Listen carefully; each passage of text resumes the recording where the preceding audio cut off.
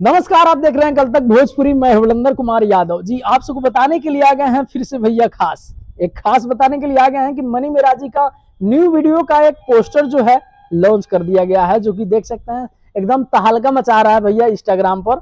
और उसी पोस्टर के बारे में हम जानकारियां देने के लिए आ गए हैं कि आखिरकार कौन सा वीडियो का पोस्टर है, किस चैनल पे वीडियो आने वाला है।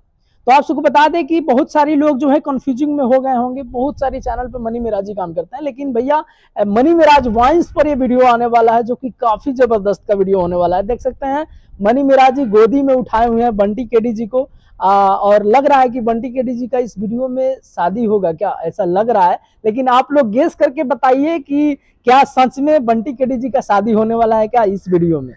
आप लोग अपना राय जो है कमेंट बॉक्स में जरूर बताइएगा।